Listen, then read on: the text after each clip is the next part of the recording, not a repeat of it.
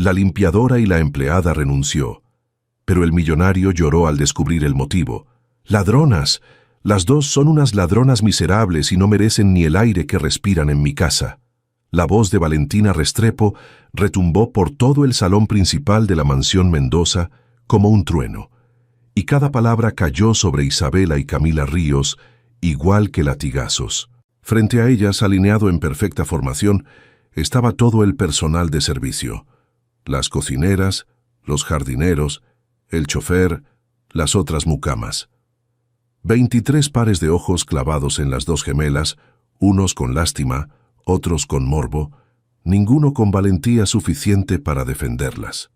Yo confiaba en ustedes, continuó Valentina, paseándose con sus tacones de aguja repiqueteando sobre el mármol italiano.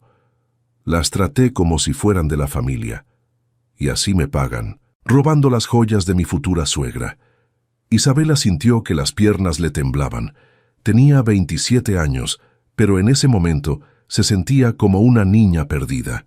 A su lado, Camila apretaba los puños, conteniendo las lágrimas con una dignidad que a su hermana siempre le había parecido sobrehumana. «Nosotras no robamos nada, señorita Valentina», dijo Camila con la voz firme, aunque le temblaba el labio.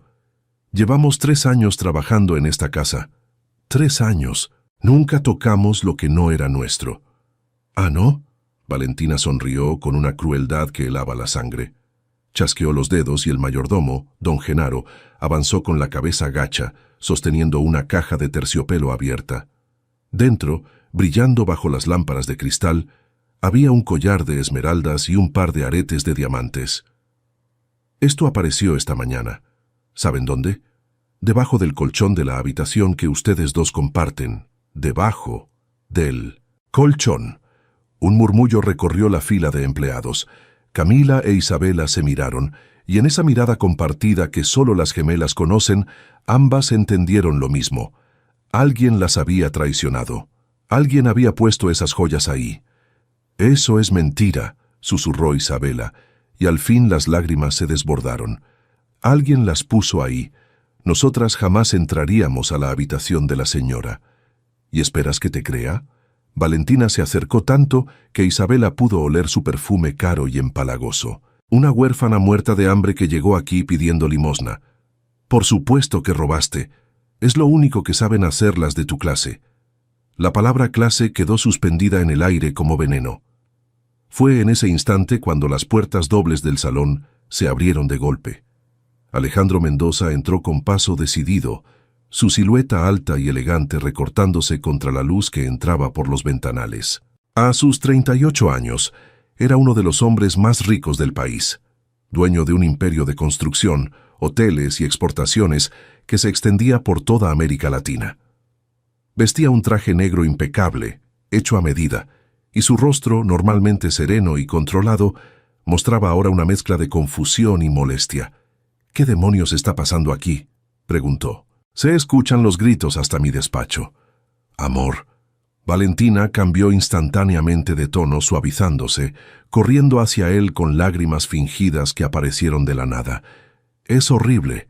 Estas dos nos robaron. Las joyas de tu madre. Encontramos todo escondido en su cuarto».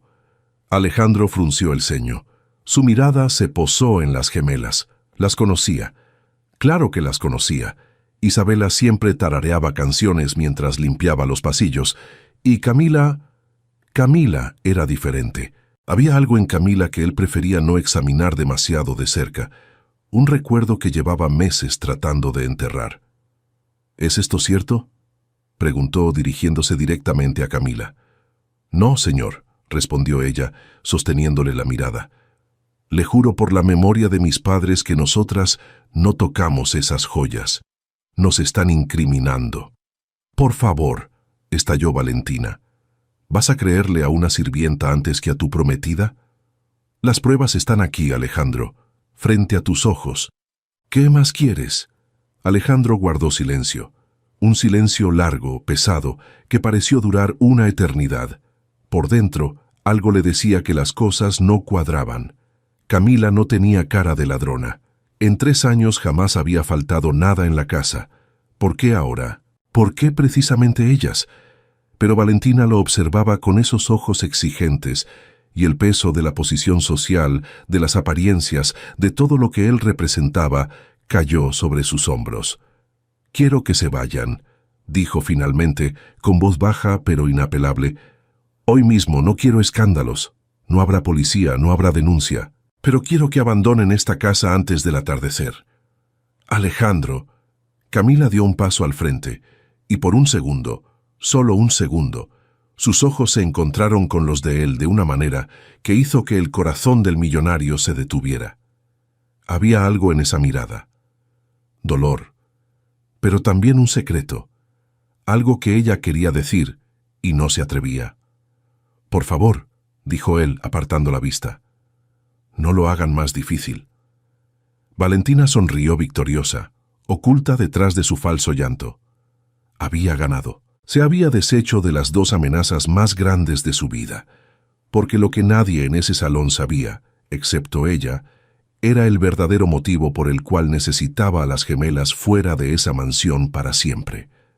Las gemelas subieron a su pequeña habitación de servicio por última vez. Era un cuarto modesto, con 2 camas individuales, una ventana que daba al jardín trasero y las pocas pertenencias que habían acumulado en 3 años. Camila empezó a guardar la ropa en una vieja maleta de cuero gastado, la misma con la que habían llegado. «Esto es obra de Valentina», dijo Isabela, secándose las lágrimas con rabia. «Ella nos hizo esto, Cami. Lo sé. Vi cómo nos miraba la semana pasada, cuando...»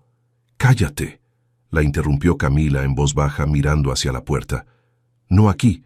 Las paredes oyen. ¿Por qué nos odia tanto? ¿Qué le hicimos?» Camila no respondió. Se limitó a doblar una blusa con manos temblorosas, pero su silencio decía más que 1000 palabras. Ella sabía exactamente por qué Valentina las quería lejos. Lo sabía desde hacía 2 meses, desde aquella noche que cambió todo, desde el secreto que llevaba creciendo dentro de ella y que aún no se atrevía a confesarle ni siquiera a su propia hermana. «Vámonos», dijo Camila al fin cerrando la maleta. «No le demos el gusto de vernos derrotadas». Bajaron las escaleras de servicio en silencio. En el vestíbulo, don Genaro las esperaba con el rostro descompuesto por la culpa. «Niñas, yo no quería traer esa caja», murmuró. «Me obligaron. La señorita Valentina me amenazó con despedirme. Tengo 5 bocas que alimentar. Perdónenme». «No es su culpa, don Genaro», dijo Camila apretándole la mano. «Usted también es una víctima en esta casa». El anciano les puso en las manos un sobre con algo de dinero, sus propios ahorros. «Tómenlo, por favor. No tienen a dónde ir». Camila quiso rechazarlo, pero Isabela ya estaba demasiado débil, demasiado asustada. Aceptaron entre lágrimas.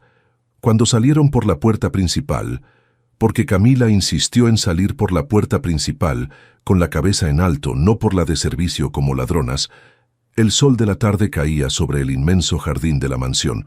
Las fuentes seguían cantando su música de agua, ajenas al drama. Los autos de lujo brillaban estacionados. Y al fondo, en lo alto de la majestuosa escalinata de mármol, una figura las observaba. Alejandro. Estaba de pie, con una mano extendida señalando la salida, en un gesto que parecía ordenar su partida. Pero su rostro no era de furia. Era de algo más complejo, conflicto, duda, quizás arrepentimiento. Las gemelas no podían verlo bien desde la distancia, pero Camila sintió su mirada clavada en la espalda durante todo el largo camino de piedra que conducía fuera de la propiedad. Cuando llegaron al portón de hierro forjado, Camila se detuvo.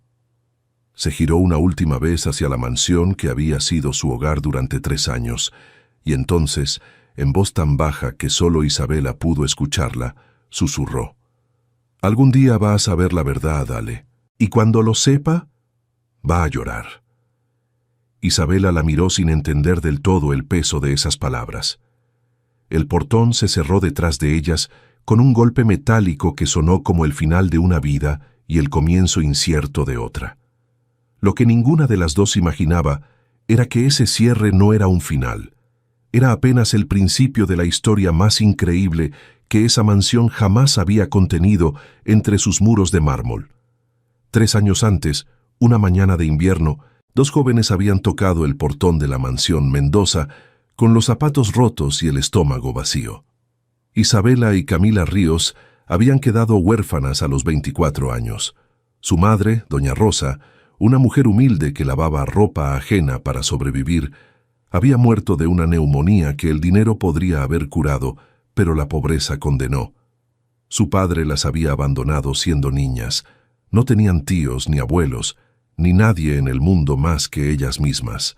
2 gemelas idénticas, solas frente a una ciudad inmensa y cruel. «Buscamos trabajo», le había dicho Camila a don Genaro aquella mañana, agarrando la mano de su hermana. «Lo que sea. Limpiamos, cocinamos, lavamos, no pedimos mucho, solo un techo y comida». Don Genaro, conmovido por la juventud y la desesperación de las muchachas, había hablado con la difunta madre de Alejandro, doña Esperanza Mendoza, que aún vivía entonces. La anciana, una mujer de corazón noble muy distinto al de su entorno, las había mirado a los ojos y había dicho: «Hay algo bueno en estas niñas. Quédense». Así comenzó todo. Las gemelas se convirtieron en parte del engranaje invisible que mantenía funcionando aquella casa colosal. Isabela se encargaba de los pisos superiores, Camila de los salones y el comedor. Trabajaban de sol a sol, pero por primera vez en años tenían un techo seguro, comida caliente y la dignidad de un trabajo honrado. Doña Esperanza les tomó un cariño especial. A veces, en las tardes, llamaba a Camila a su habitación solo para conversar, para que le leyera, para que le hiciera compañía en su soledad de viuda. Porque la mansión, a pesar de su lujo deslumbrante, era un lugar profundamente solitario. Alejandro, por aquel entonces, vivía consumido por los negocios. Viajaba constantemente, cerraba tratos millonarios, expandía el imperio que había heredado de su padre y que había multiplicado por 10 con su propio talento. Apenas paraba en casa. Para él, las gemelas eran parte del personal, rostros amables que lo saludaban cuando llegaba agotado de madrugada. Hasta que doña Esperanza enfermó. El cáncer llegó silencioso y voraz. Durante 6 meses, la anciana se fue apagando como una vela. Y en esos 6 meses, fue Camila quien estuvo a su lado día y noche. Le daba de comer cuando ya no podía sostener la cuchara. La bañaba con ternura. Le cantaba las canciones que su propia madre le cantaba a ella. Le sostenía la mano durante las noches de dolor.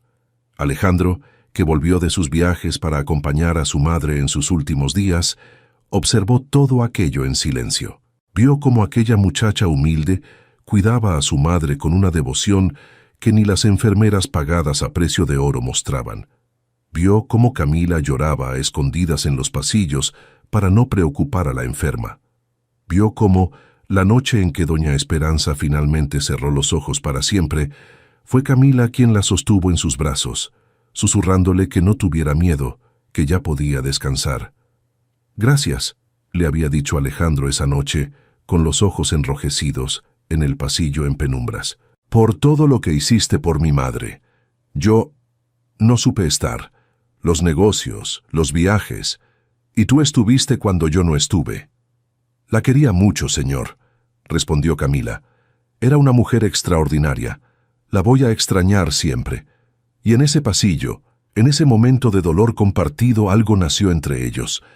Algo prohibido por las reglas invisibles de la sociedad, algo que ninguno de los dos buscó ni planeó, pero que creció en los meses siguientes, como una flor terca entre las grietas del cemento.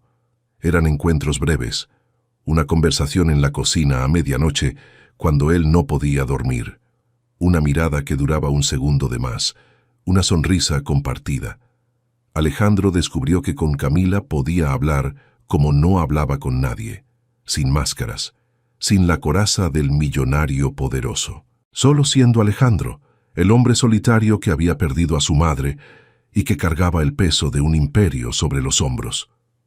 «Eres distinta a todas las personas que conozco», le confesó él una noche. «La gente de mi mundo solo ve mi dinero. Tú me ves a mí». Camila sabía que aquello era imposible.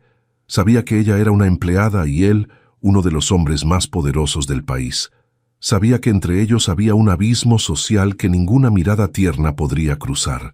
Pero el corazón no entiende de abismos. Una sola noche cruzaron la línea. Una sola noche de tormenta en que los truenos sacudían las ventanas de la mansión y los relámpagos iluminaban la oscuridad. Una noche de la que nunca hablaron después, pero que lo cambió todo.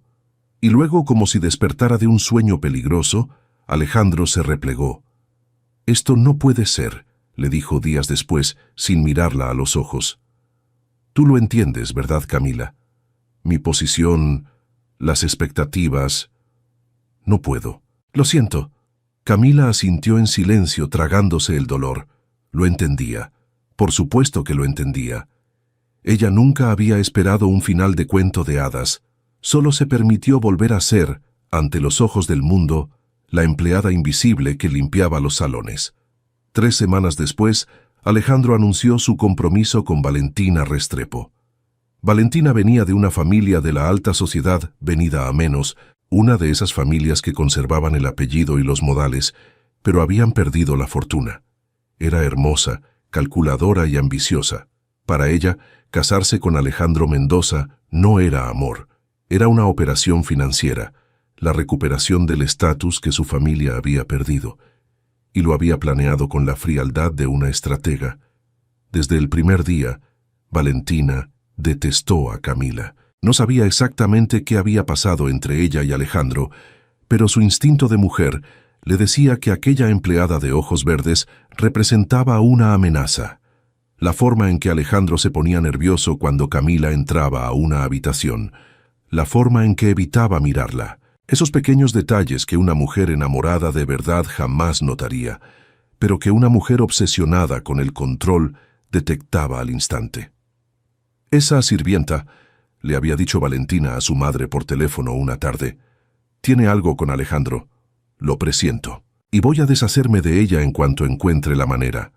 Lo que Valentina no sabía, lo que nadie sabía aún, era que Camila guardaba un secreto que haría que la simple molestia se convirtiera en una amenaza existencial, porque 2 meses antes del falso robo de las joyas, Camila había descubierto que estaba embarazada de Alejandro. Lo supo una mañana en que las náuseas la doblaron sobre el lavabo. Lo confirmó con una prueba que compró a escondidas en una farmacia lejana, pagando con las monedas que guardaba debajo del colchón. Y cuando vio las 2 líneas rojas, se sentó en el suelo del baño de servicio y lloró en silencio durante 1 hora. No de tristeza, no exactamente. Lloró de miedo, de soledad, y también de un amor inmenso e inesperado por esa vida que crecía dentro de ella. No se lo dijo a Alejandro. ¿Para qué? Él ya estaba comprometido. Decirle solo traería escándalo, destrucción, dolor. Valentina lo convertiría en un infierno. Y Camila, orgullosa y digna como su madre le había enseñado a ser, decidió que no sería la causa de la ruina de nadie. Criaría a su hijo sola. Se iría lejos cuando ya no pudiera ocultar el embarazo. Empezaría de nuevo en otra ciudad, pero no se lo dijo a nadie, ni siquiera a Isabela, su hermana, su otra mitad, por miedo, por vergüenza, por proteger el secreto que, si salía a la luz, podría destruir tantas vidas. Lo que Camila no calculó fue que Valentina, husmeando como el depredador que era, había encontrado en el cesto de basura una prueba de embarazo escondida entre papeles, y aunque no sabía con certeza de quién era ese hijo, su mente retorcida ató los cabos sueltos. La cercanía de Camila con Alejandro, el nerviosismo de él, que ahora un embarazo oculto. «No», había susurrado Valentina, blanca de furia, apretando la prueba en su puño. «No vas a arruinar mi futuro, miserable. Te voy a sacar de esta casa antes de que se te note la barriga, y nadie sabrá jamás de ese bastardo». Así nació el plan de las joyas, así nació la traición. Y por eso, esa tarde, mientras el portón de hierro se cerraba detrás de las 2 gemelas expulsadas como ladronas, Valentina sonreía desde la ventana de su habitación. Creía haber ganado. Creía haber enterrado el secreto para siempre. No sabía que los secretos, como las semillas, siempre encuentran la manera de germinar. Y este, en particular, llevaba el nombre de un niño que aún no había nacido, pero que estaba destinado a cambiar el destino de todos. La noche en que urdió el plan, Valentina Restrepo no durmió. Se quedó frente al espejo de su tocador, cepillando su larga cabellera negra con movimientos lentos y metódicos, mientras en su mente afilaba cada detalle como quien afila un cuchillo. «Las joyas», murmuró para sí misma, «las joyas de la vieja Esperanza». Doña Esperanza había dejado, antes de morir, un joyero con piezas de un valor incalculable, collares de esmeraldas heredados de generaciones, diamantes que habían pertenecido a la bisabuela de Alejandro, anillos de oro macizo. Alejandro guardaba ese joyero en una caja fuerte de su despacho, como un tesoro sentimental más que material. Y Valentina, que ya se movía por la mansión como si fuera la dueña, conocía la combinación. La había visto teclearla una tarde, espiando desde el reflejo de una ventana. Alejandro confiaba demasiado. Ese era su error. Aquella madrugada, mientras toda la casa dormía, Valentina bajó descalza al despacho. Sus pies no hacían ruido sobre el mármol frío. Abrió la caja fuerte con dedos seguros, extrajo el collar de esmeraldas y los aretes de diamantes y los envolvió en un pañuelo de seda. El corazón le latía rápido, pero no de miedo, de emoción, de la euforia perversa de quien está a punto de destruir a su rival. Subió luego a la habitación de servicio que compartían las gemelas. Sabía que a esa hora ambas estarían en la cocina, preparando el desayuno temprano para el personal. Tenía exactamente 15 minutos. Entró. El cuarto olía a jabón barato y a flores secas. 2 camas idénticas pulcramente tendidas. Una pequeña imagen de la Virgen sobre la mesita de noche. Fotografías de una mujer mayor, la madre muerta de las gemelas, pegadas a la pared con cinta. Valentina sintió por un instante fugaz algo parecido a la duda. Aquel cuarto humilde hablaba de 2 vidas honestas, de 2 muchachas que no tenían nada y aún así conservaban la dignidad. Pero la duda duró menos que un suspiro. «Lo siento, niñas», susurró sin sentirlo en absoluto, «pero entre ustedes y yo, gano yo». Levantó el colchón de una de las camas y deslizó debajo el collar y los aretes. Dejó que una punta del pañuelo de seda asomara, lo suficiente para que pareciera un escondite torpe, descubierto por casualidad. Luego acomodó todo, alisó las sábanas y salió tan silenciosa como había entrado. A la mañana siguiente montó su teatro. Fingió buscar un pendiente perdido. Pidió que registraran las habitaciones del personal por simple protocolo. Y oh sorpresa, las joyas aparecieron justo donde ella las había puesto. El resto ya se conocía: la humillación pública, la expulsión, las gemelas saliendo entre lágrimas por el largo camino de piedra. Pero lo que Valentina ignoraba era que había cometido un error, un pequeño descuido que tarde o temprano la condenaría. Don Genaro, el viejo mayordomo, la había visto. Esa madrugada, el anciano sufría de insomnio, como casi todas las noches desde que su esposa enfermó. Había bajado a la cocina por un vaso de leche tibia cuando, a través de la rendija de una puerta, vio una silueta femenina bajando del despacho con algo envuelto entre las manos. La reconoció de inmediato por su andar elegante y su bata de seda. Valentina. Don Genaro no dijo nada. ¿Qué podía decir? Era un empleado de 62 años con 5 nietos que dependían de su sueldo. Si acusaba a la futura señora de la casa sin pruebas, lo echarían a la calle sin contemplaciones. Así que guardó silencio. Pero guardó también, en lo más profundo de su memoria, lo que había visto. Y guardó algo más: el pañuelo de seda con las iniciales bordadas BR, que Valentina, en su prisa, había dejado caer en el pasillo del despacho. El mayordomo lo recogió del suelo, lo dobló con cuidado y lo escondió en el fondo de su armario, por si acaso, por si algún día la verdad necesitaba un testigo. Mientras tanto, en la mansión, Valentina celebraba su victoria a su manera, tomando posesión absoluta del territorio. Reorganizó el personal.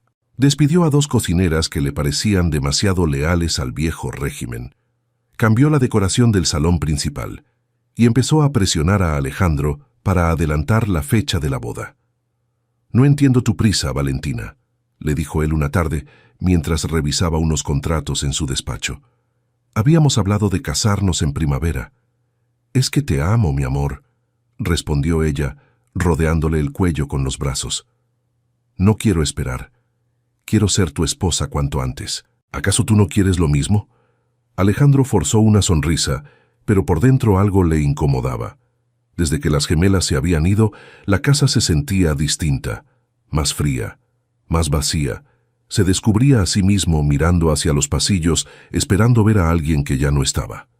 Escuchando, sin querer, por si alguna voz tarareaba una vieja canción. Camila. No podía sacársela de la cabeza. La escena de la expulsión lo perseguía. La mirada que ella le había lanzado antes de irse, esa mezcla de dolor y de algo no dicho, le quemaba la conciencia.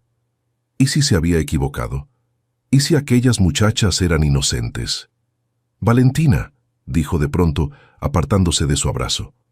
«Lo de las joyas. ¿Estás completamente segura de que fueron ellas?» El rostro de Valentina se tensó por una milésima de segundo, antes de recomponerse. «¿Por qué preguntas eso ahora?» Su voz tenía un filo de alarma mal disimulado. «Las pruebas estaban en su cuarto, Alejandro. ¿Qué más quieres?»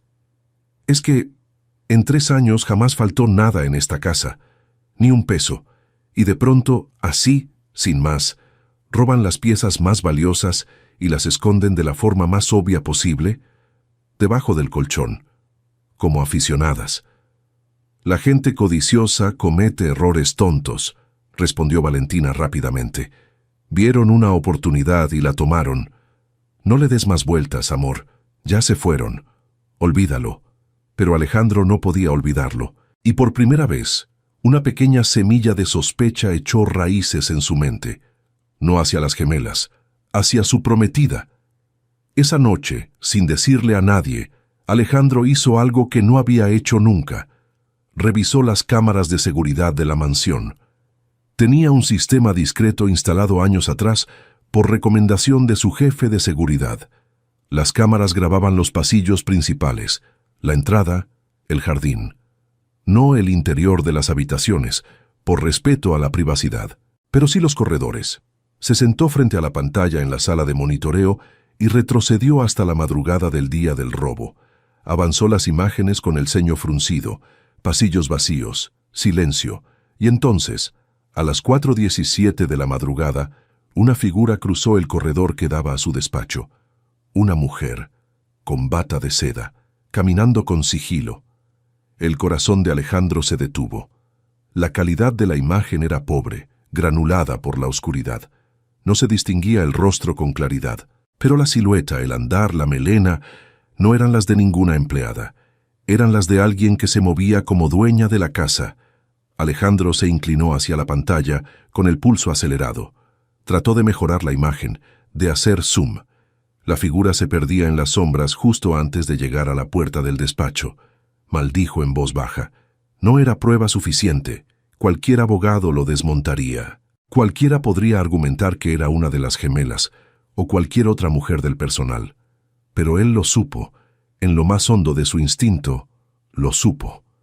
«No fueron ellas», murmuró en la penumbra de la sala de monitoreo. «Dios mío, no fueron ellas». Apagó la pantalla con manos temblorosas. ¿Qué había hecho? Había echado a la calle a 2 muchachas huérfanas, sin un peso, acusándolas de un crimen que probablemente no cometieron.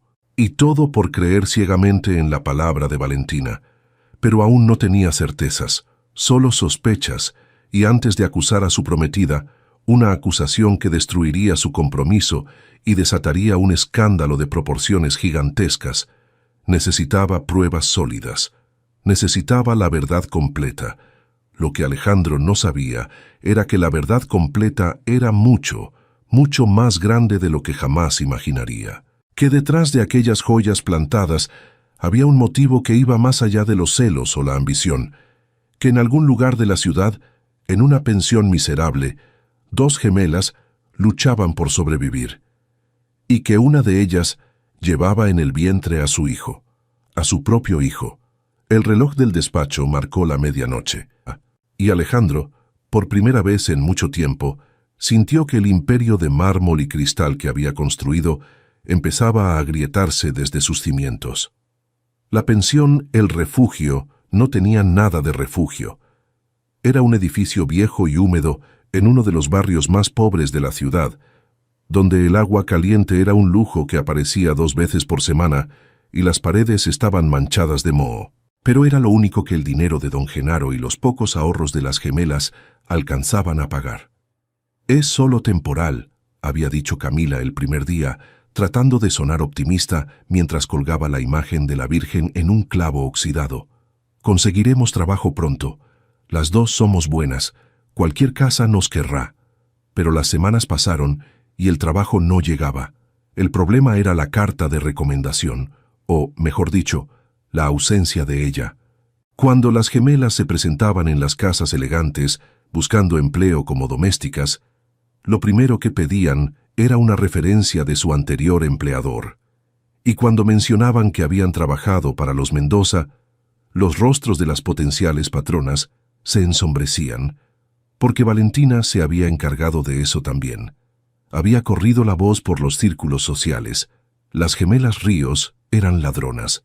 Habían robado las joyas de la familia, que nadie las contratara. La calumnia viajó de salón en salón, de almuerzo en almuerzo, más rápido que cualquier verdad. «Lo siento», les decían cerrándoles la puerta. «No contratamos a personas con antecedentes».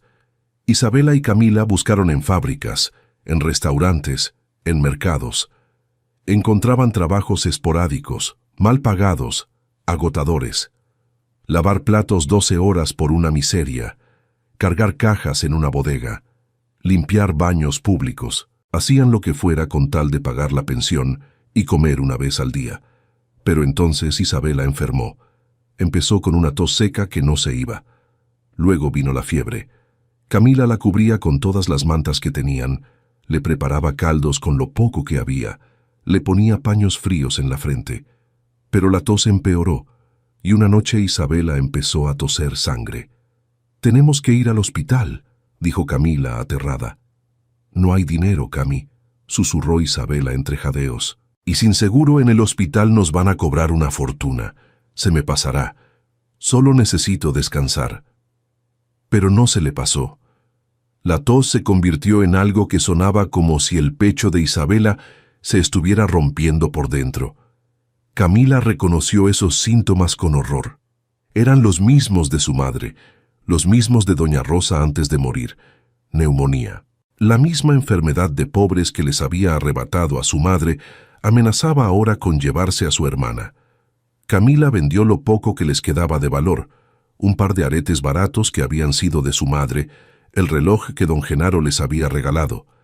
Reunió apenas lo suficiente para una consulta de urgencia y unos antibióticos. El médico de la clínica popular, un hombre cansado de ver tanta miseria, le dijo lo que ya temía. Su hermana necesita reposo absoluto, alimentación adecuada y un ambiente seco y cálido. Ese cuarto donde viven la está matando. La humedad, el frío. Si sigue ahí no respondo. Camila salió de la clínica con el alma en pedazos. ¿Cómo iba a darle a Isabela un ambiente seco y cálido si apenas tenían para comer? ¿Cómo iba a conseguir alimentación adecuada si los trabajos se les cerraban uno tras otro? Y entonces, al subir las escaleras de la pensión cargando la bolsa con los antibióticos, sintió el mareo. El mundo le dio vueltas. Se sostuvo del barandal y respiró hondo. Las náuseas.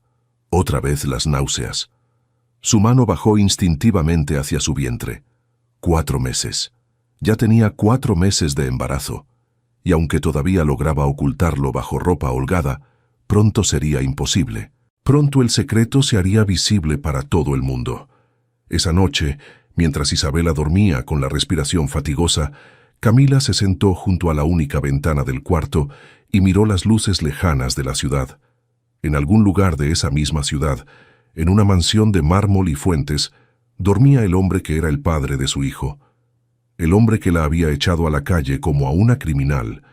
El hombre al que, a pesar de todo, no lograba odiar. «¿Qué voy a hacer contigo, mi amor?», susurró acariciándose el vientre con lágrimas en los ojos.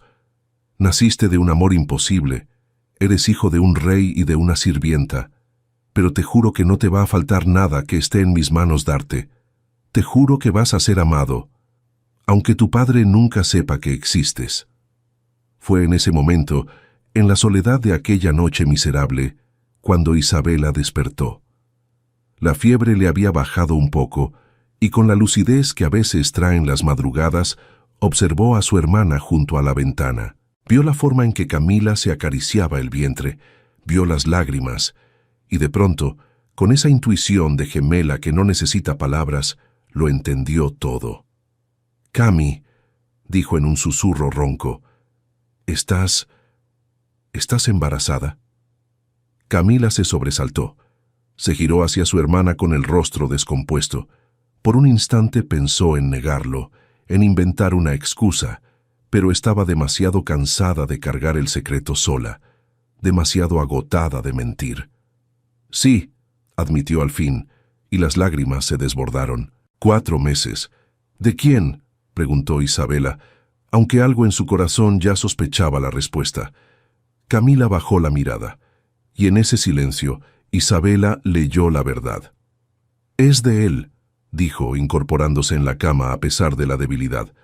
«Es del señor Alejandro, ¿verdad?». Camila asintió sin poder hablar, ahogada en llanto. «Por Dios, Cami». Isabela se llevó las manos a la boca. «¿Por qué no me lo dijiste? ¿Por qué cargaste con esto sola todo este tiempo?». «Porque tenía miedo», sollozó Camila. «Miedo de que me juzgaras. Miedo de lo que pasaría si alguien se enteraba. Por eso Valentina nos sacó de la casa, Isa.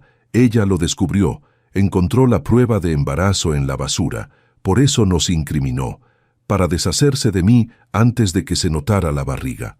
Para que nadie supiera jamás de este bebé». Isabela sintió que la rabia y la ternura se mezclaban en su pecho. Se arrastró fuera de la cama ignorando la fiebre y abrazó a su hermana con todas las fuerzas que le quedaban. «Escúchame bien», le dijo, sosteniéndole el rostro entre las manos. «Tú no estás sola. ¿Me oyes? Nunca vas a estar sola mientras yo respire. Vamos a criar a este bebé juntas. Va a tener una madre y una tía que lo van a amar más que a nada en el mundo. Y no necesitamos a ningún millonario para eso». Las dos gemelas lloraron abrazadas en aquel cuarto miserable, bajo la mirada serena de la pequeña Virgen colgada en la pared. Lloraron de miedo, sí, pero también de amor, porque en medio de toda la desgracia, una certeza las unía más que nunca. Ese niño que venía en camino sería la luz que las sacaría de la oscuridad. «¿Cómo lo vas a llamar?», preguntó Isabela secándose las lágrimas con una sonrisa débil. Camila acarició su vientre y miró hacia la ventana, hacia las luces lejanas de la ciudad. «Si es niño, Mateo», respondió. «Como nuestro abuelo». «Mateo Ríos». «Mateo Ríos», repitió Isabela. «Me gusta, suena a niño fuerte, a niño que va a cambiar el mundo».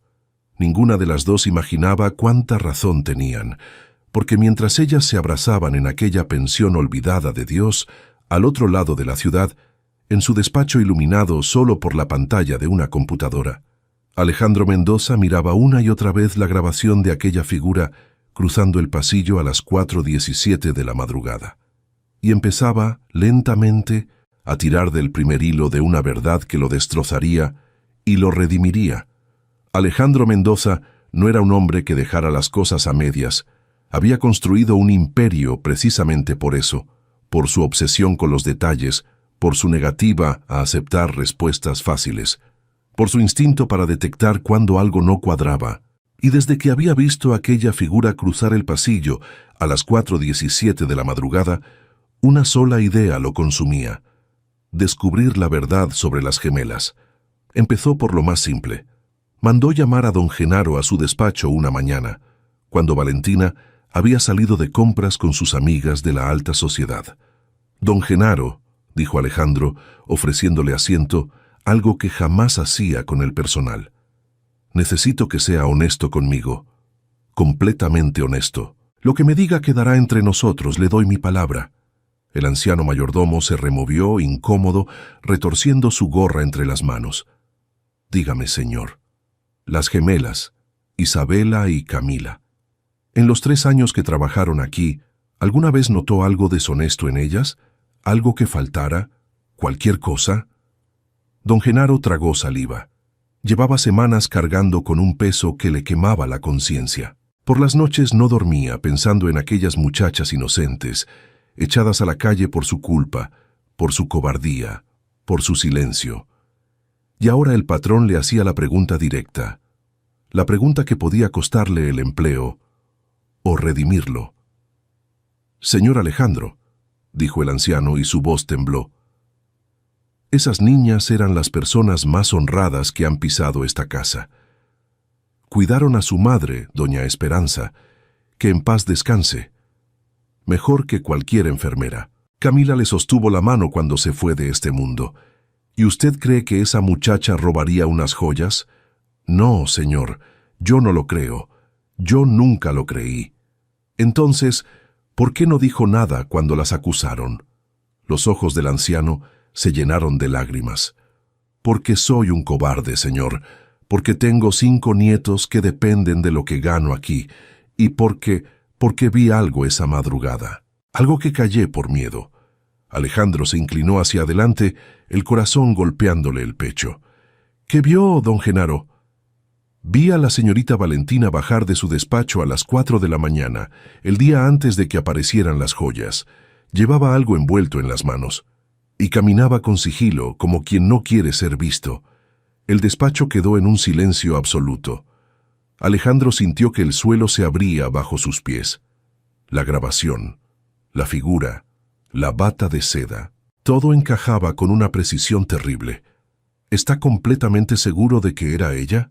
«Tan seguro como de que lo estoy mirando a usted ahora», respondió don Genaro, y entonces, con manos temblorosas, sacó del bolsillo de su chaqueta un pañuelo de seda cuidadosamente doblado. «Y hay más, señor. Esa madrugada ella dejó caer esto en el pasillo del despacho. Lo guardé, por si algún día la verdad necesitaba una prueba». Alejandro tomó el pañuelo.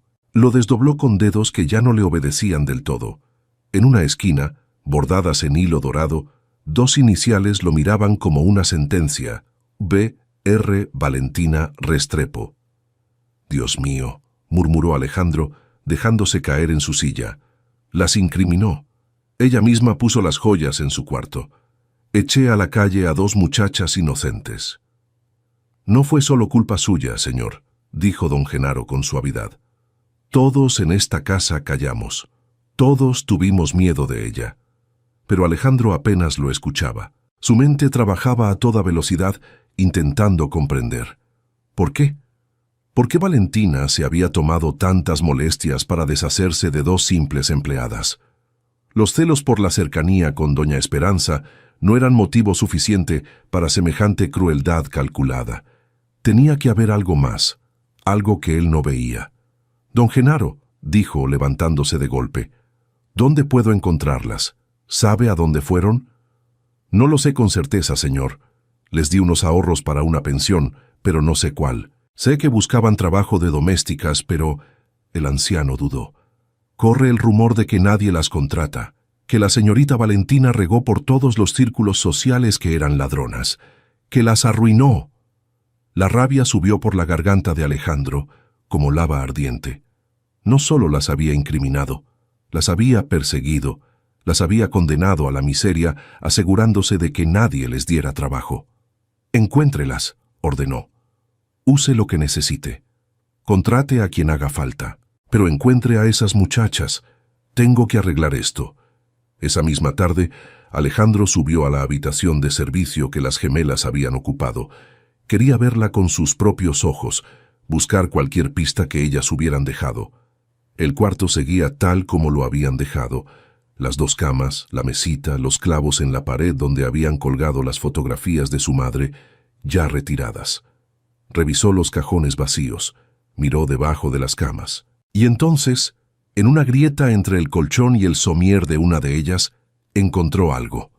Un papel doblado muchas veces, escondido con prisa o con descuido. Una carta. La desdobló con cuidado. Era la letra de Camila. Lo reconoció de inmediato por las notas de la lista de compras que ella solía dejar en la cocina. Pero esta carta no estaba terminada Era un borrador, lleno de tachones, de frases empezadas y abandonadas, una carta que ella nunca había enviado.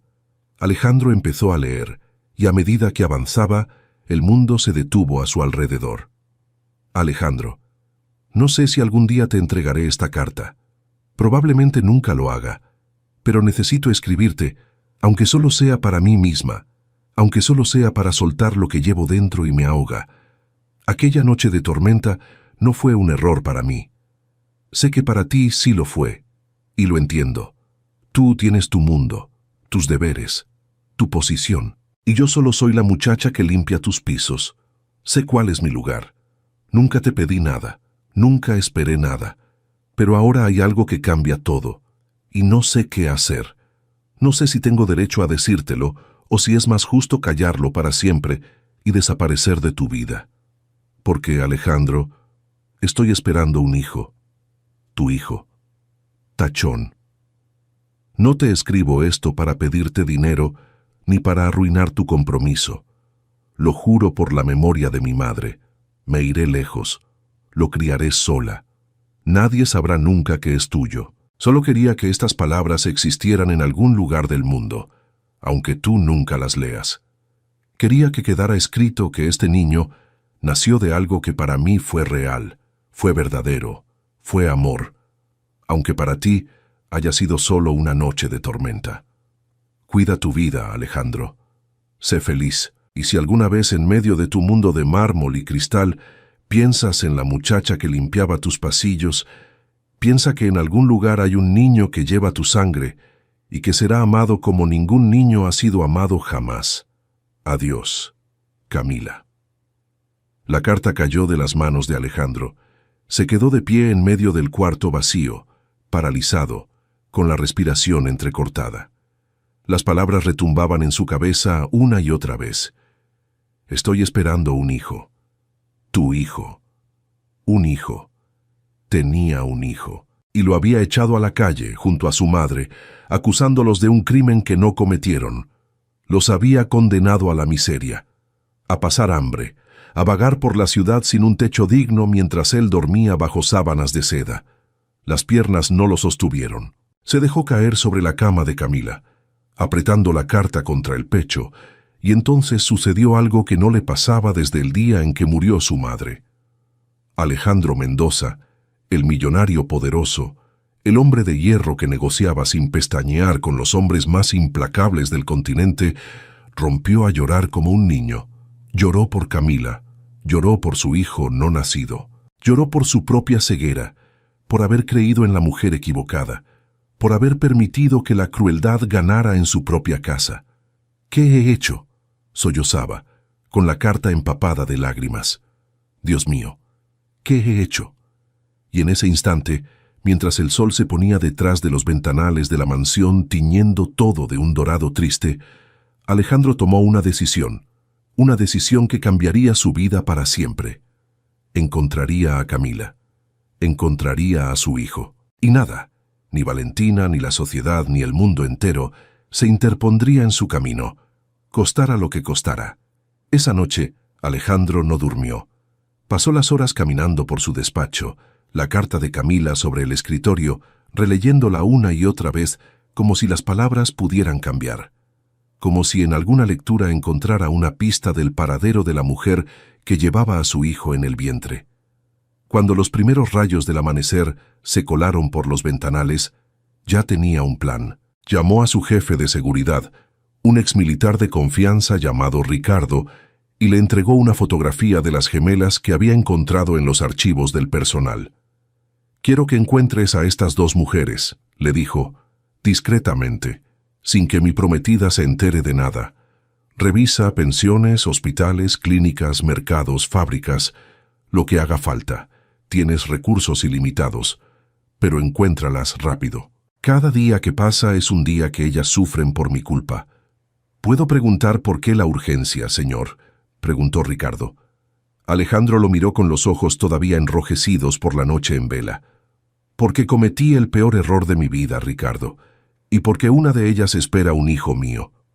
El exmilitar no hizo más preguntas, asintió y se marchó a cumplir la orden.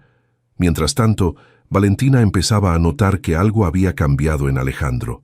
Lo veía distante, ausente, encerrado en su despacho durante horas. Ya no respondía a sus caricias con la misma docilidad. Y esa mañana, cuando ella entró a desayunar con su habitual sonrisa de dueña del mundo, lo encontró mirándola de una forma extraña. Una forma fría, calculadora, como si la estudiara. «Buenos días, amor», dijo ella, inclinándose para besarlo. Alejandro giró el rostro y el beso aterrizó en su mejilla. «¿Pasa algo? Has estado muy raro estos días».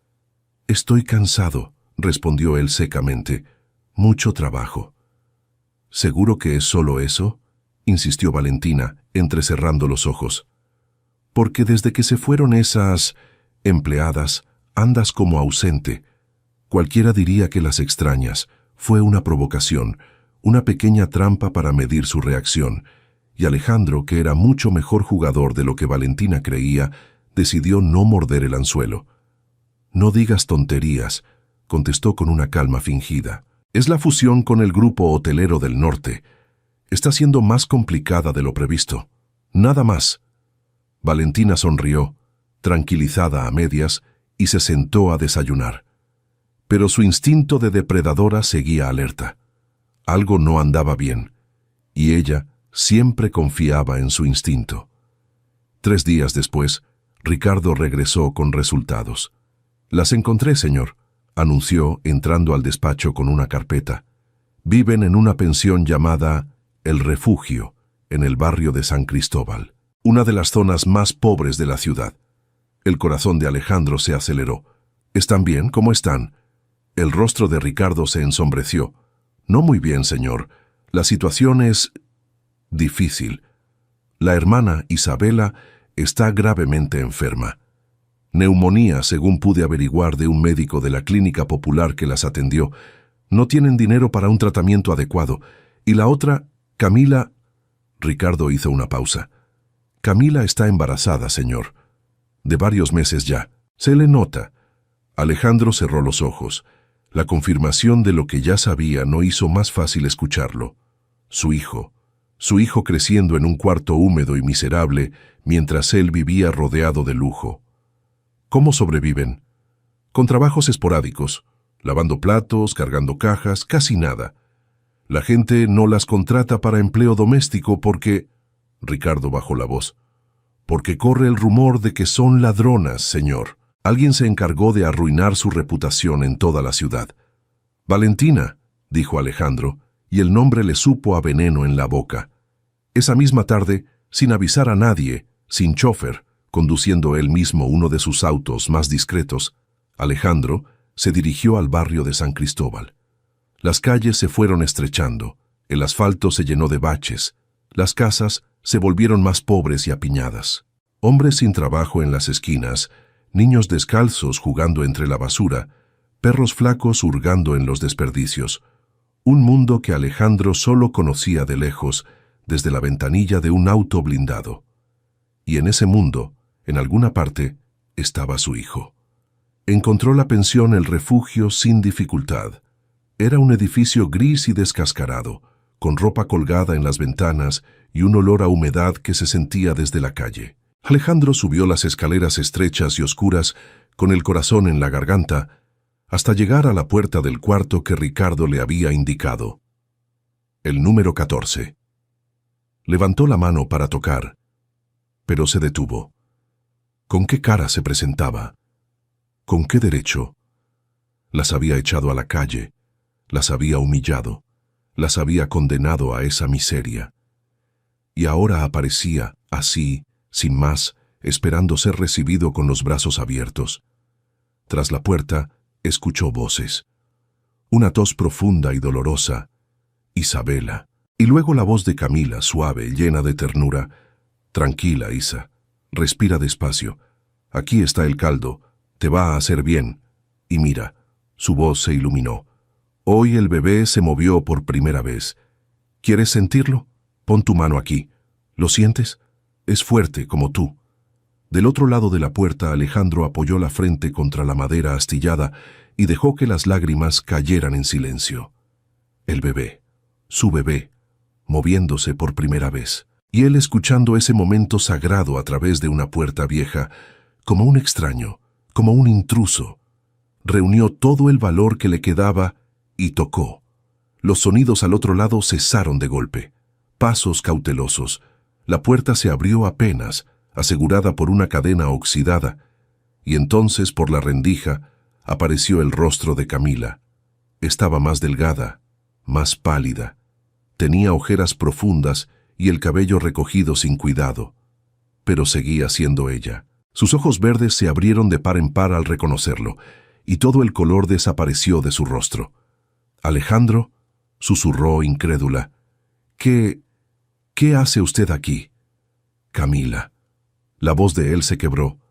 «Por favor, tenemos que hablar. Sé todo. Sé lo que Valentina hizo. Sé que ustedes son inocentes. Y sé...» Tragó saliva conteniendo el llanto. «Sé lo del bebé. Encontré tu carta».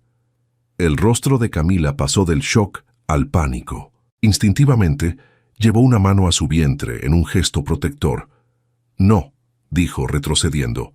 «No, usted no tiene derecho. Se fue, ¿recuerda? Eligió su mundo. Nos echó a la calle como a criminales. ¿Y ahora viene a reclamar lo que es mío?» «No vengo a reclamar nada», respondió Alejandro con desesperación. «Vengo a pedir perdón. Vengo a arreglar el daño que hice. Camila, por favor, ábreme. Tu hermana está enferma. Tú estás esperando a mi hijo en este lugar horrible. Déjame ayudarlas. Déjame hacer las cosas bien». Detrás de Camila la voz débil de Isabela se escuchó. «Cami, déjalo entrar. Escúchalo, por el bebé». Camila dudó. Las lágrimas le corrían por las mejillas. Todo su orgullo, toda su dignidad herida le gritaban que cerrara la puerta. Pero la enfermedad de su hermana, el frío de aquel cuarto, el futuro incierto de su hijo, pesaban más. Con manos temblorosas, soltó la cadena. La puerta se abrió por completo. Y entonces, Alejandro vio el cuarto. La miseria, la humedad en las paredes. La cama donde Isabela tosía cubierta de mantas raídas. La pequeña virgen colgada en un clavo. Y a Camila, su Camila, de pie en medio de todo aquello, con el vientre redondo bajo un vestido gastado, protegiendo con sus brazos a la vida que crecía dentro de ella. Fue demasiado. Alejandro cayó de rodillas sobre el suelo sucio de aquel cuarto miserable, frente a la mujer que había amado y abandonado, y entre sollozos pronunció las palabras que llevaba días ahogándolo. «Perdóname, Camila, perdóname por todo. Fui un cobarde, un ciego, un idiota. Te fallé, le fallé a nuestro hijo. Pero te juro por la memoria de mi madre, que voy a pasar el resto de mi vida reparando este daño. Si me dejas, solo si me dejas». El millonario lloraba arrodillado a los pies de la limpiadora, y la historia por fin empezaba a cambiar. Camila no aceptó volver a la mansión, no de inmediato. Su orgullo, herido durante meses, no se curaría con un llanto y unas palabras bonitas. Pero sí aceptó algo: que Alejandro pagara el traslado de Isabela a una clínica privada de verdad, con médicos competentes, medicinas adecuadas y una habitación limpia y cálida. Por su hermana, lo aceptó. Solo por su hermana. «Esto no significa que te haya perdonado», le dijo Camila esa misma tarde, mientras los paramédicos contratados por Alejandro bajaban a Isabela en una camilla por las escaleras estrechas de la pensión. «Lo hago por ella, no por ti y no por mí». «Lo sé», respondió Alejandro humildemente. «Acepto lo que decidas. Solo déjame estar cerca. Déjame ayudar. No te pido nada más». En la clínica, los médicos confirmaron lo que Camila temía. La neumonía de Isabela estaba muy avanzada. Unas semanas más en aquel cuarto húmedo y la habría perdido. Pero con tratamiento intensivo, oxígeno y reposo, había esperanza. Por primera vez en meses, Camila pudo respirar un poco. Alejandro alquiló además un departamento luminoso y seguro cerca de la clínica para que Camila tuviera dónde quedarse mientras Isabela se recuperaba. No la mansión. Camila se negó rotundamente a poner un pie ahí mientras Valentina siguiera siendo la dueña, sino un lugar neutral, digno, donde su hijo pudiera crecer sano.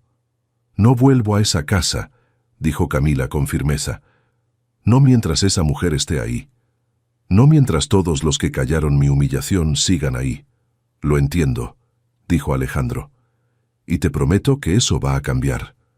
Muy pronto». Esa noche, Alejandro regresó a la mansión con una determinación de acero.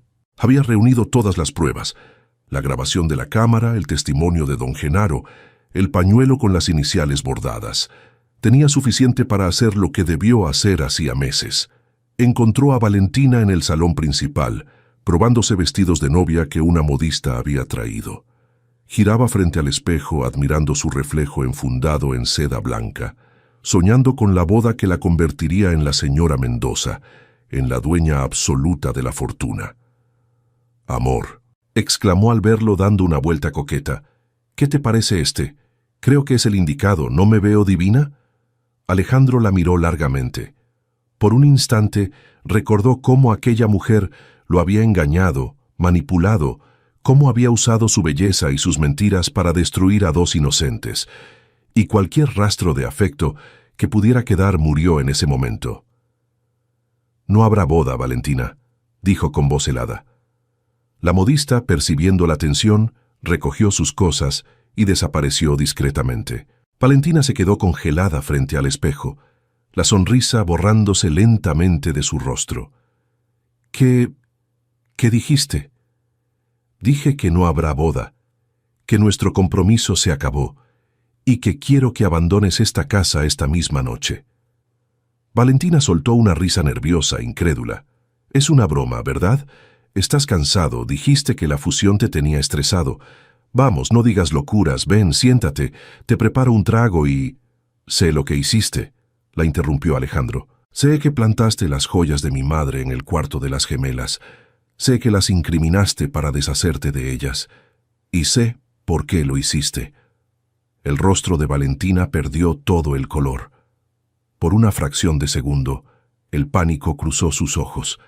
Pero era una jugadora experimentada y se recompuso con la velocidad de una serpiente.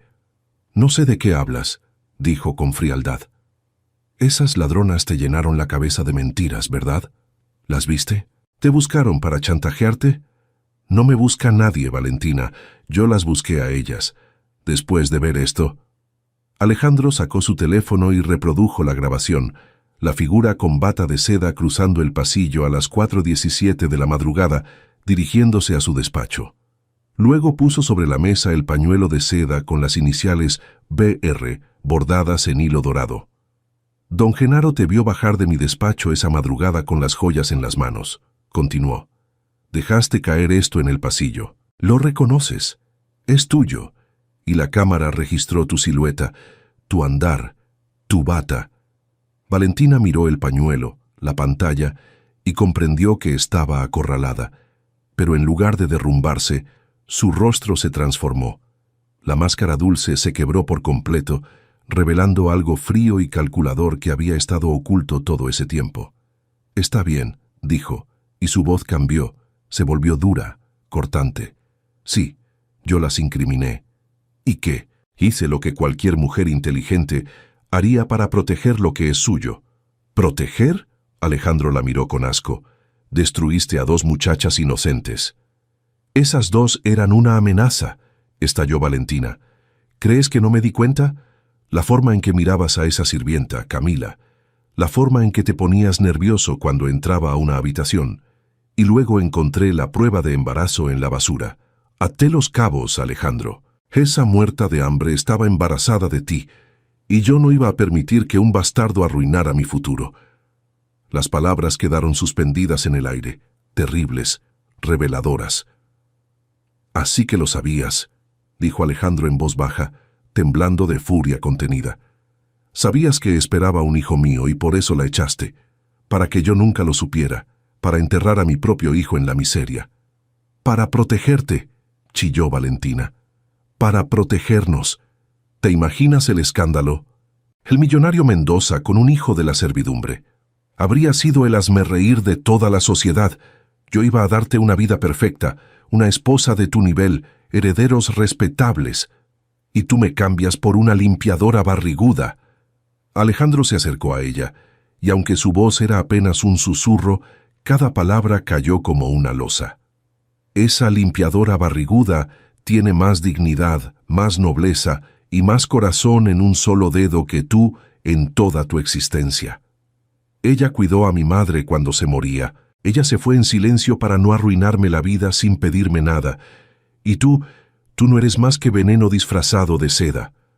«No te atrevas», gritó Valentina. «Tengo un contrato. Hay un compromiso. Mi familia, la sociedad entera espera esta boda. No puedes humillarme así». «Puedo y lo voy a hacer», respondió Alejandro con calma. «Te vas esta noche. Mi abogado se pondrá en contacto contigo. Y créeme, Valentina, tengo pruebas suficientes para hacer que respondas ante la justicia por difamación, por incriminación falsa, por todo lo que hiciste. Si tienes algo de inteligencia, desaparecerás en silencio. Porque si decides pelear, te destruyo. Y sabes que tengo los medios para hacerlo». Valentina abrió la boca para responder, pero no encontró palabras. Por primera vez en su vida, se topaba con un poder mayor que su astucia. Vio en los ojos de Alejandro que no había vuelta atrás, que el hombre que la observaba ya no era el prometido manipulable, sino un enemigo con todos los recursos del mundo dispuesto a aplastarla. Subió a empacar entre maldiciones y lágrimas de rabia, no de tristeza. Valentina nunca había amado a nadie más que a sí misma, sino de furia pura por ver su gran plan derrumbarse. Pero antes de marcharse, en lo alto de la escalinata de mármol, se giró hacia Alejandro con los ojos encendidos de odio. «Esto no se va a quedar así, Ciseo. Crees que ganaste, pero no conoces de lo que soy capaz. Tú y tu sirvienta y tu bastardo, los voy a hacer pagar. A todos, te lo juro».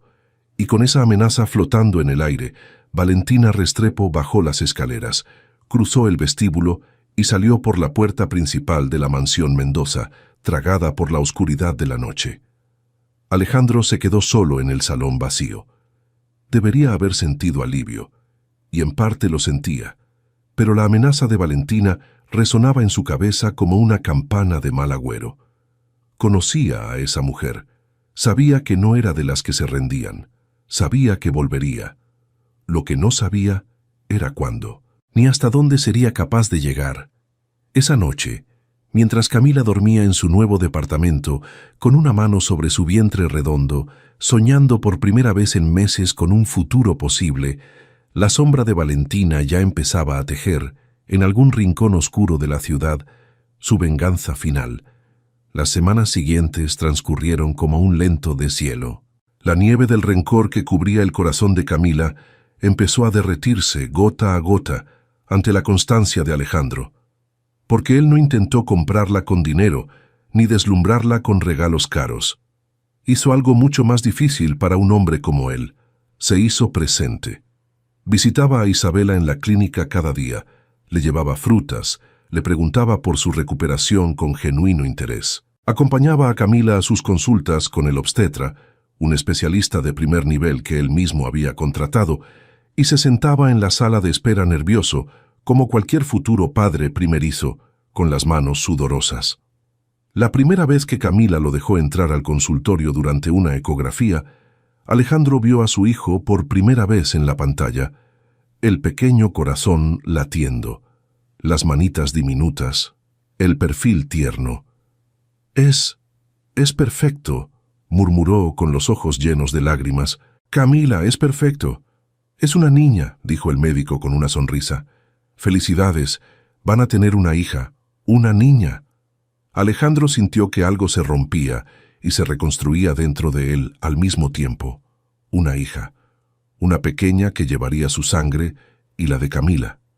«¿Tienes un nombre pensado?», le preguntó él tímidamente a Camila mientras salían del consultorio. Camila lo miró, dudando si compartir algo tan íntimo con el hombre que tanto daño le había hecho. Pero algo en su mirada, en su humildad reciente, la hizo ceder un poco. «Pensaba en Mateo si era niño», dijo. «Por mi abuelo, pero siendo niña, no sé. No había pensado en nombres de niña». «¿Y si la llamamos Esperanza?», propuso Alejandro suavemente. «Como mi madre, Ella habría amado a esta niña con locura y le debo todo a tu cariño hacia ella. Los ojos de Camila se humedecieron. Recordó a doña Esperanza, su bondad, sus tardes de conversación, la mano que sostuvo mientras moría. Esperanza, repitió Camila en voz baja.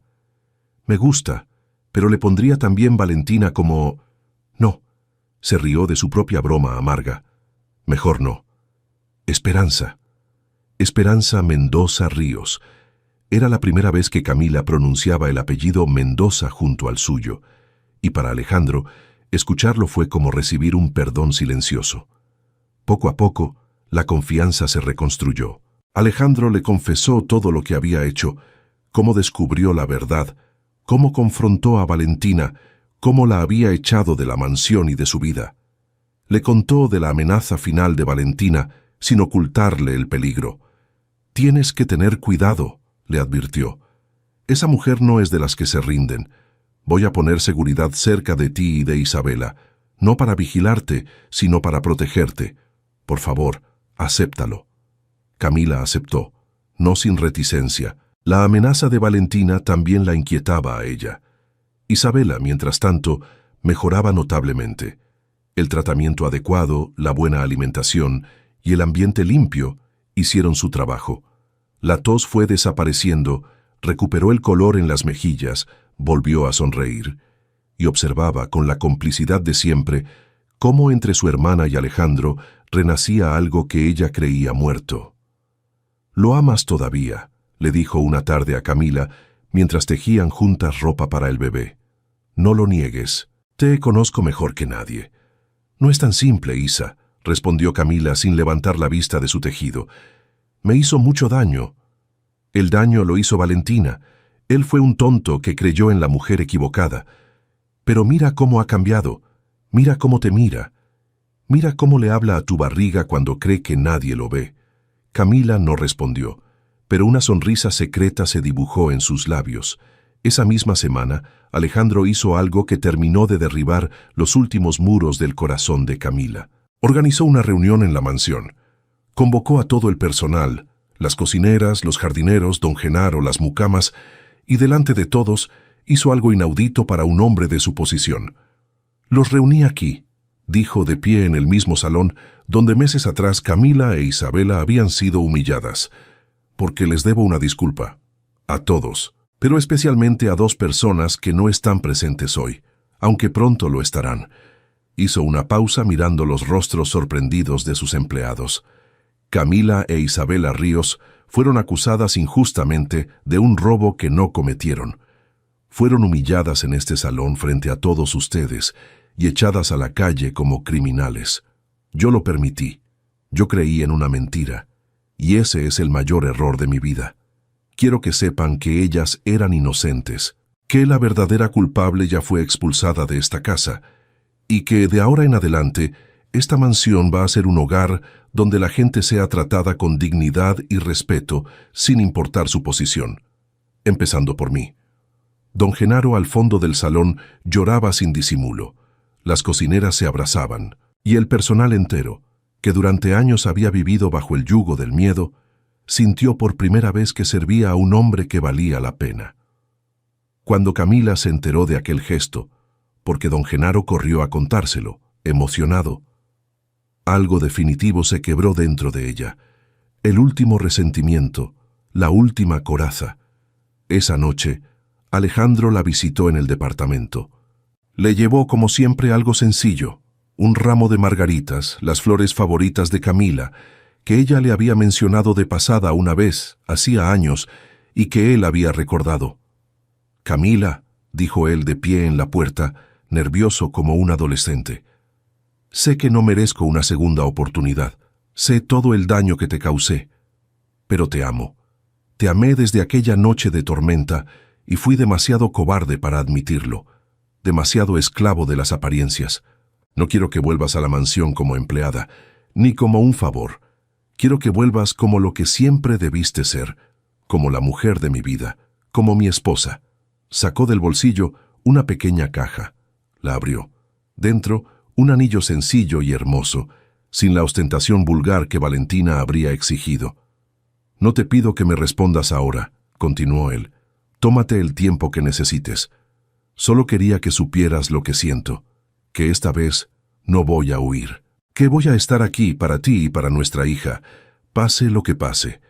Camila miró el anillo, miró las margaritas, miró los ojos del hombre que la había hecho sufrir tanto y que ahora estaba ahí, despojado de todo orgullo, ofreciéndole su corazón, y entonces tomó la mano de Alejandro y la posó sobre su vientre, justo en el momento en que la bebé daba una patadita. «¿La sientes?», susurró Camila, con lágrimas en los ojos. «¿Está de acuerdo?». Alejandro la abrazó con infinita ternura, cuidando el vientre que los unía, y por primera vez en mucho tiempo, ambos sintieron que la felicidad era posible. Pero esa misma noche, a pocas cuadras de allí, en la oscuridad de un auto estacionado, unos ojos los observaban a través de la ventana iluminada del departamento. Valentina no se había ido de la ciudad. Había estado esperando, observando, alimentando su odio. Y al ver a Alejandro abrazar a Camila, al comprender que el hombre que ella consideraba suyo era ahora completamente feliz con la mujer que la había reemplazado, algo terminó de quebrarse en su mente retorcida. «Disfruten mientras puedan», murmuró, apretando el volante con los nudillos blancos, «porque cuando nazca ese bastardo, voy a quitarles todo, absolutamente todo». El motor del auto rugió en la noche, y Valentina se perdió entre las calles oscuras, llevando consigo un plan tan oscuro como su alma. La cuenta regresiva hacia el nacimiento de Esperanza había comenzado, y con ella, la cuenta regresiva hacia el enfrentamiento final. La noche en que Esperanza decidió venir al mundo, llovía sobre la ciudad como no llovía desde hacía meses. Truenos lejanos retumbaban en el cielo, igual que aquella noche de tormenta en que todo había comenzado. Camila estaba en el departamento con Isabela, ya completamente recuperada, cuando sintió la primera contracción. Faltaban 2 semanas para la fecha prevista, pero la bebé tenía sus propios planes. «Isa», jadeó Camila agarrándose el vientre. Ya viene la bebé». Isabela entró en acción de inmediato. Llamó a Alejandro, que dejó todo y condujo bajo la lluvia torrencial como un poseso. Llamó al chofer de la clínica privada, reunió la maleta que llevaban semanas preparando. En menos de media hora, Camila iba camino al hospital, con Isabela sosteniéndole la mano y Alejandro esperándola en la entrada de urgencias, empapado pero feliz, con el corazón a punto de estallar. «Estoy aquí, mi amor», le dijo Alejandro, tomándole el rostro entre las manos cuando bajó del auto. «Esta vez estoy aquí. No me voy a mover de tu lado». La llevaron a la sala de partos. El obstetra, el doctor Herrera, la examinó y frunció el ceño levemente. «La bebé viene un poco adelantada y está en una posición complicada», explicó. «Vamos a necesitar monitoreo constante.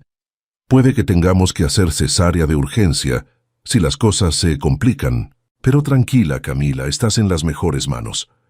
Lo que nadie en aquel hospital sabía era que Valentina llevaba semanas planeando ese momento. Su mente enferma había trazado un plan macabro. No le bastaba con arruinar a Camila y a Alejandro. Su verdadera obsesión, alimentada por el odio y los celos, se había concentrado en lo que más amaban: la bebé. Había sobornado a una enfermera del hospital, una mujer endeudada y desesperada llamada Marta, para que, en el momento del nacimiento, en medio del caos, le entregara a la recién nacida.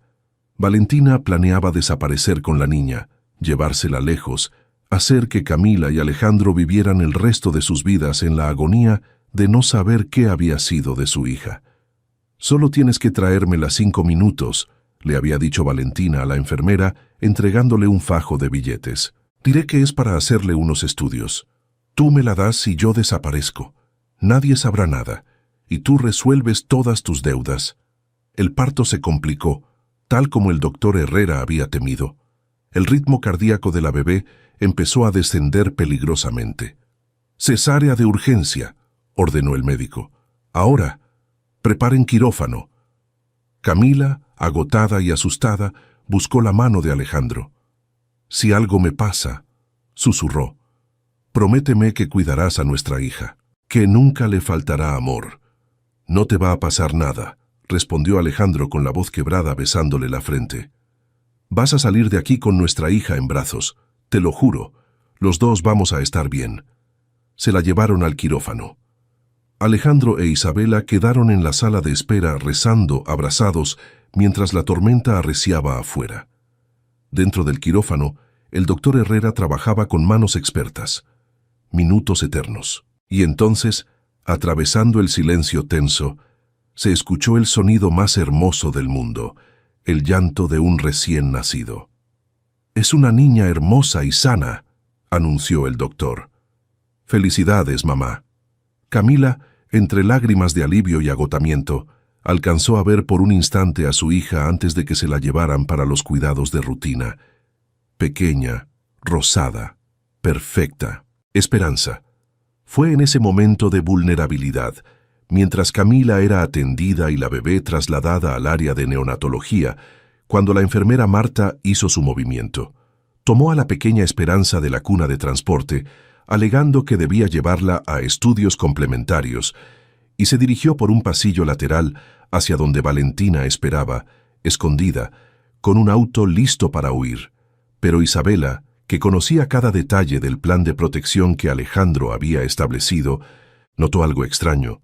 La enfermera que se llevaba a la bebé no iba hacia neonatología, iba en dirección contraria, hacia las salidas de servicio. «¡Alejandro!», gritó Isabela. «Esa enfermera se lleva a la bebé por el lado equivocado». Alejandro reaccionó al instante. Años de instinto de proteger lo suyo se activaron de golpe. Corrió tras la enfermera gritándole que se detuviera. Ricardo, el jefe de seguridad, que Alejandro había apostado en el hospital justo por precaución, salió de su puesto y bloqueó el pasillo de servicio. Marta, acorralada, entró en pánico. Y al fondo del pasillo, junto a la puerta entreabierta de la salida de emergencia, apareció la figura que Alejandro temía. Valentina, con los brazos extendidos, lista para recibir a la niña. «¡Dámela!», chilló Valentina a la enfermera. «¡Rápido! ¡Dámela y corre!». Pero Ricardo ya tenía sujeta a Marta, y Alejandro se interpuso entre Valentina y su hija, con una furia que jamás había sentido. «Ni un paso más», dijo temblando de rabia. «Ni un solo paso más hacia mi hija». «Es mía», gritó Valentina, completamente fuera de sí, la cordura perdida en el abismo de su obsesión. «Todo debía ser mío. Tú, tu fortuna, tu apellido. Y esa sirvienta me lo quitó todo. Si yo no puedo tener nada, ella tampoco tendrá a su hija». «Estás enferma, Valentina», dijo Alejandro. «Necesitas ayuda, pero no vas a tocar a mi hija». «Nunca». En ese momento, la policía, que Ricardo había alertado discretamente al notar movimientos sospechosos durante días, irrumpió en el pasillo. Valentina intentó huir por la salida de emergencia, pero fue interceptada de inmediato. La enfermera Marta, llorando, confesó todo entre sollozos: el soborno, el plan, la promesa de dinero para pagar sus deudas. «Ella me obligó», balbuceaba Marta. «Me dijo que solo serían 5 minutos. Yo nunca quise... Perdónenme. Tengo a mi madre enferma, necesitaba el dinero». Valentina, esposada, fue arrastrada por los oficiales mientras gritaba maldiciones e insultos que retumbaban por todo el hospital. Su máscara de elegancia se había desintegrado por completo, revelando el monstruo que siempre había sido. «Esto no termina aquí, Alejandro», aullaba mientras la sacaban. «Me las vas a pagar, tú y tu maldita familia». Pero esta vez sus amenazas sonaban huecas, patéticas, las amenazas de una mujer derrotada. Alejandro tomó en sus brazos a la pequeña Esperanza, que la enfermera le había devuelto temblando. La sostuvo contra su pecho, sintiendo su calor diminuto, su corazón acelerado, su respiración nueva en el mundo. Y lloró. Lloró de alivio, de amor, de gratitud. «Estás a salvo, mi niña», le susurró. «Papá está aquí. Nadie te va a hacer daño jamás». Cuando regresó a la habitación donde Camila se recuperaba, entró con la bebé en brazos. Camila, débil pero consciente, extendió los brazos hacia su hija. «¿Está bien? ¿Pasó algo?» «Escuché ruido». «Todo está bien ahora», dijo Alejandro depositando con infinito cuidado a Esperanza en los brazos de su madre. Valentina ya no podrá hacernos daño nunca más. Se acabó, Camila. Se acabó de verdad. Camila abrazó a su hija contra el pecho y las lágrimas le rodaron por las mejillas. Isabela entró corriendo y se unió al abrazo. Don Genaro, que había llegado al enterarse de la noticia, observaba desde la puerta con el sombrero en las manos y los ojos húmedos. La tormenta afuera empezaba a amainar, y por la ventana del hospital, entre las nubes que se abrían, asomó tímidamente la luz de un nuevo amanecer. La pesadilla había terminado, y la verdadera vida, por fin, estaba a punto de comenzar. Un año después, la mansión Mendoza era un lugar irreconocible. Donde antes reinaban el frío silencio y el miedo, ahora resonaban risas, música y el llanto alegre de una bebé. Las cortinas pesadas y oscuras habían sido reemplazadas por telas ligeras que dejaban entrar el sol a raudales. Los jardines, antes meramente decorativos, se habían llenado de columpios, juguetes y flores plantadas por las propias manos de Camila. La casa de mármol y cristal se había convertido al fin en un verdadero hogar. Y aquella mañana de primavera, la mansión amaneció vestida de fiesta. Era el día de la boda. Guirnaldas de flores blancas y margaritas, las favoritas de Camila, decoraban la gran escalinata de mármol, esa misma escalinata desde la cual año y medio atrás Alejandro había señalado la salida a dos gemelas humilladas. Hoy, esa escalinata era el camino por el que Camila descendería convertida en novia. En la cocina, las cocineras que habían sido testigos de la humillación de Camila preparaban ahora el banquete de su boda, llorando de emoción mientras batían cremas y horneaban pasteles. Don Genaro, vestido con su mejor traje, supervisaba cada detalle con el orgullo de un padre, porque eso se había convertido para las gemelas, en una figura paterna, en el abuelo que la pequeña Esperanza nunca tuvo. Isabela, completamente recuperada y radiante de salud, ayudaba a su hermana a vestirse en la habitación principal. Le acomodaba el velo, le ajustaba el vestido, secaba sus propias lágrimas para no arruinar el maquillaje.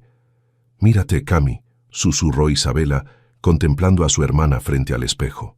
«¿Recuerdas cuando llegamos a esta casa con los zapatos rotos, muertas de hambre? ¿Quién iba a imaginar que terminaría siendo la señora de la mansión?» «Nunca quise ser la señora de nada, Isa», respondió Camila, con una serenidad nueva en la mirada. «Solo quería que nuestra hija creciera amada. Lo demás vino solo». «Mamá dijo una vez», recordó Isabela con la voz quebrada, «que las personas de buen corazón siempre encuentran su lugar en el mundo. Tardan, sufren, lloran, pero lo encuentran». Tenía razón, como siempre.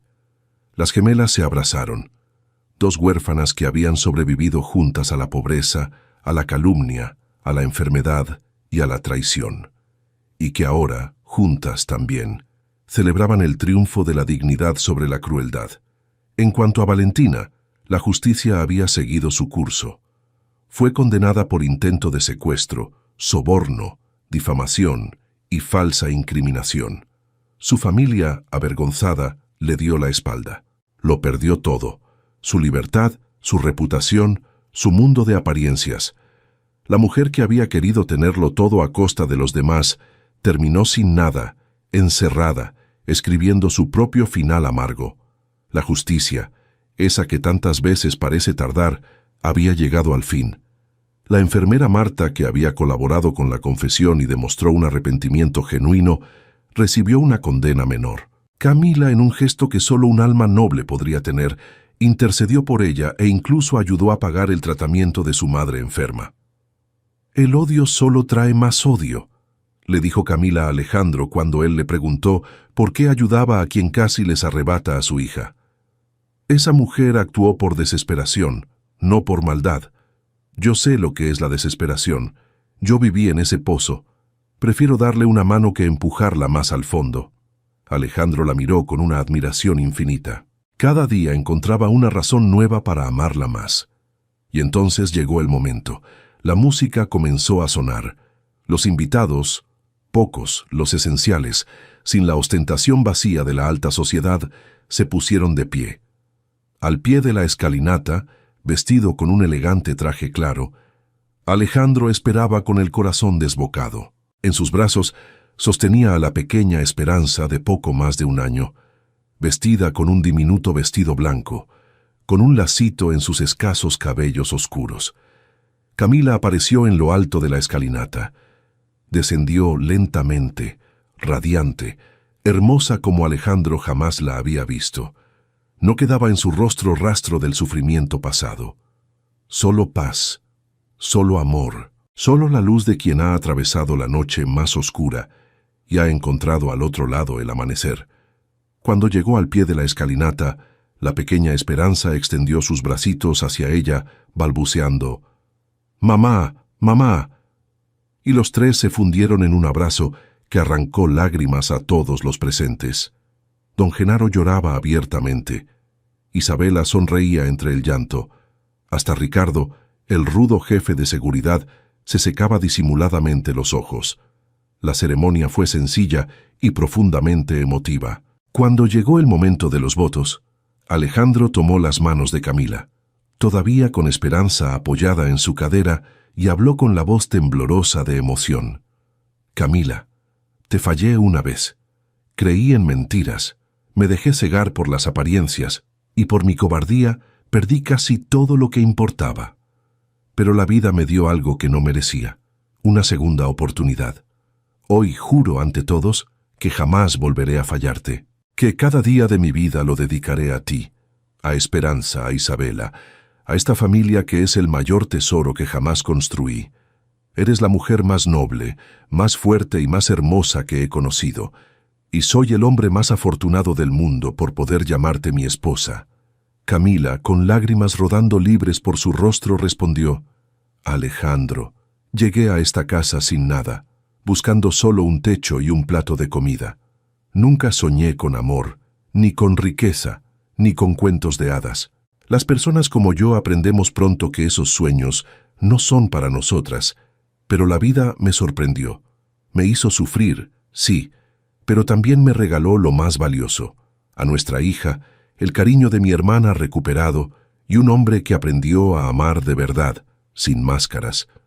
Te perdoné hace tiempo, y hoy te elijo. No por tu fortuna, que nunca me importó. Te elijo a ti, al hombre que se arrodilló en un cuarto miserable a pedir perdón. A ese te elijo para toda la vida». Cuando los declararon marido y mujer, y Alejandro besó a Camila mientras Esperanza reía entre los dos, el jardín entero estalló en aplausos y vítores. Las margaritas se mecían con la brisa. El sol brillaba sobre la mansión, que por fin merecía ser llamada hogar. Esa noche, ya tarde, cuando los invitados se habían marchado y Esperanza dormía plácidamente en su cuna, Alejandro y Camila salieron al balcón a contemplar las estrellas. Él la abrazó por detrás, rodeando con ternura su cintura. «¿En qué piensas?», le preguntó. «En mi madre», respondió Camila. «En doña Esperanza. En todos los que ya no están, pero que de alguna forma nos trajeron hasta aquí. Siento que nos están mirando y que están en paz». «Tu madre estaría orgullosa de ti», dijo Alejandro. «Y mi madre te eligió desde el primer día. ¿Recuerdas lo que dijo cuando te vio? Hay algo bueno en estas niñas». Tenía razón, siempre la tuvo.